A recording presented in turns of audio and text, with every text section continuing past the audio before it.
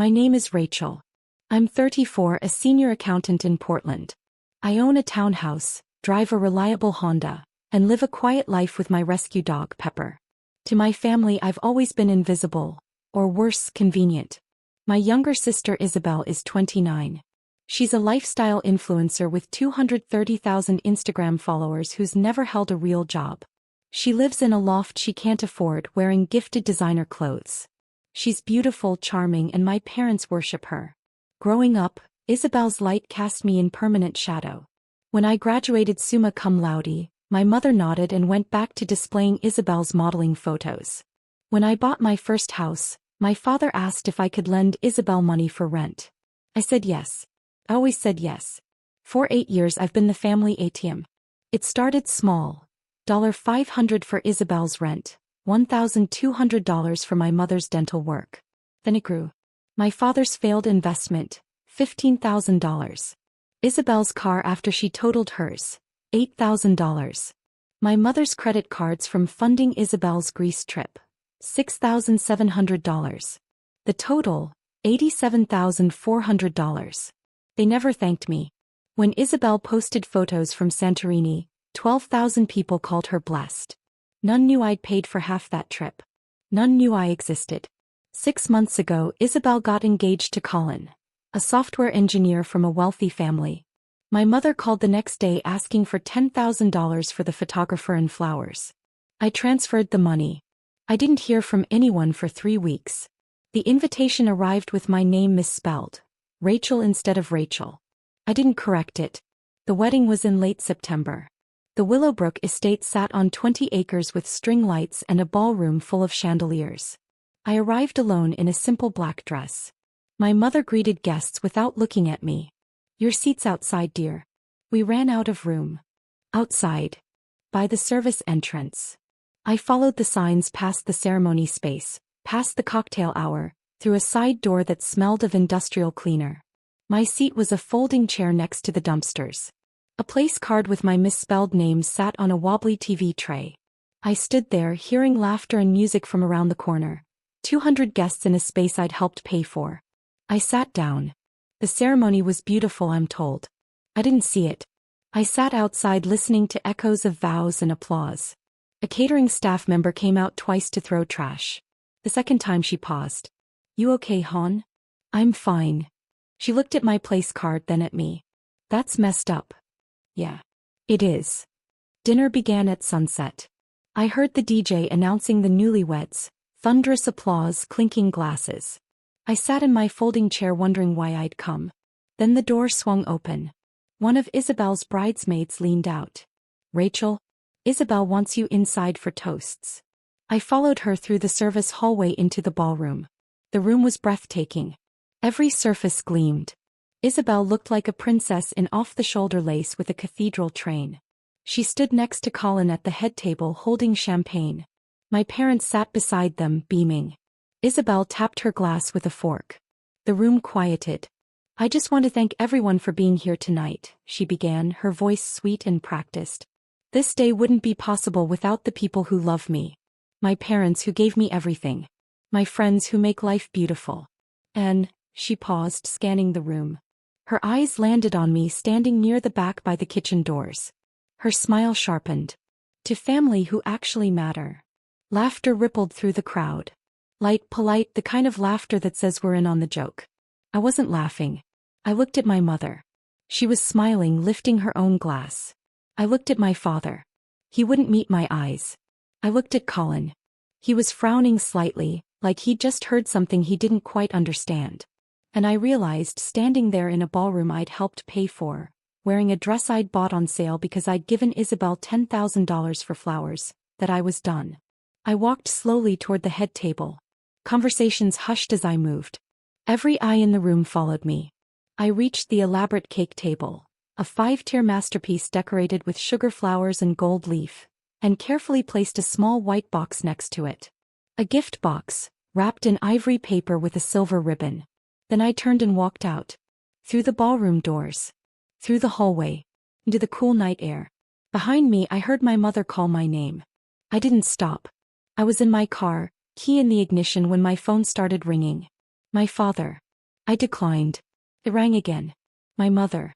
Declined. Then Isabel. Declined.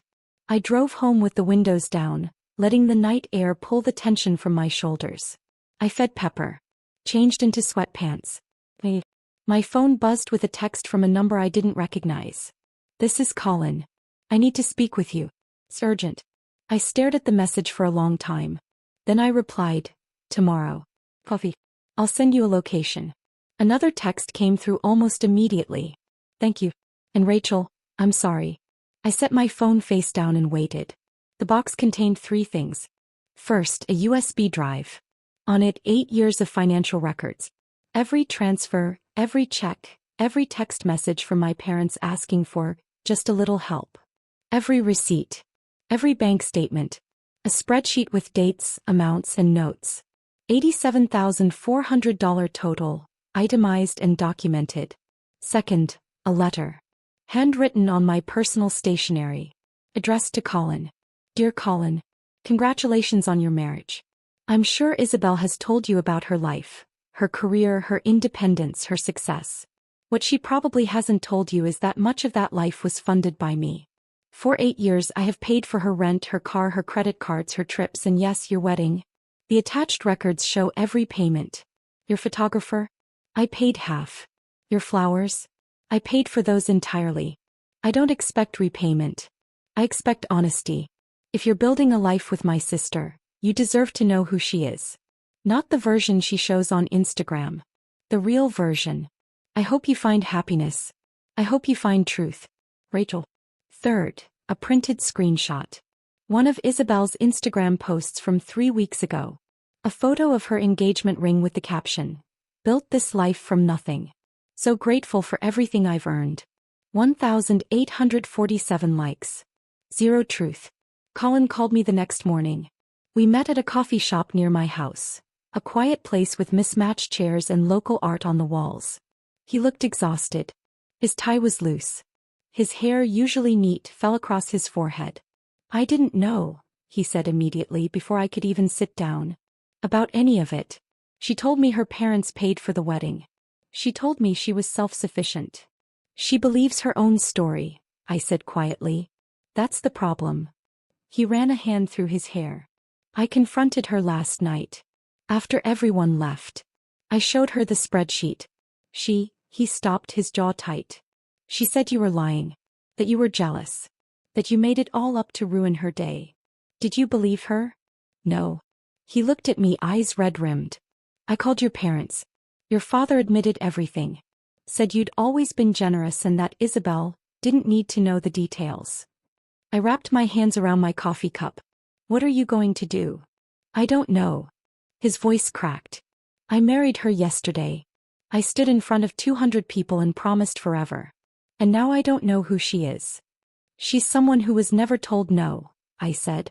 She's someone who learned that everything comes easy if you're pretty enough, charming enough. She's not a monster. She's just, I paused, searching for the word. Empty. Colin was quiet for a long time. Then he said, she texted you 17 times last night. So did your father. I know. Are you going to respond? No. I took a sip of coffee. I gave them 8 years. I gave them $87,000. I gave them my silence. I don't owe them anything else. He nodded slowly. I'm sorry. For what they did. For what I didn't see. You weren't supposed to see it, I said. That was the point. 3 weeks later my mother texted, we need to talk. This has gone too far. I didn't respond. A week later Isabel posted on Instagram, a beach photo with Colin, caption, "Love wins. Boys." Thousands of comments poured in. I scrolled past without reacting. 2 months later Colin filed for annulment. I heard through a mutual acquaintance that he'd discovered Isabel had opened a credit card in his name within a week of their wedding. She'd charged $12,000 for a fully sponsored trip that wasn't sponsored at all. I haven't spoken to my family in 6 months. My mother sends texts I leave on read. My father called once, drunk, leaving a voicemail I deleted. Isabel blocked me everywhere. I still live in my townhouse with Pepper. I still work at my firm. I still have my quiet life. But now, for the first time in 8 years, my bank account is mine. My time is mine. My peace is mine. I didn't destroy my family. I just stopped funding the illusion that I was part of it.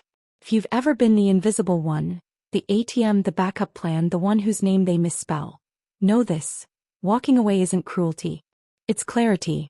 You don't owe anyone your silence. You don't owe anyone your money. You don't owe anyone a smaller life just so theirs can shine brighter. Tell me, have you ever had to walk away from people who treated you like you didn't matter? Share your story. You're not alone. Sometimes the loudest statement isn't a scream. It's a gift box left behind and the door closing softly on your way out.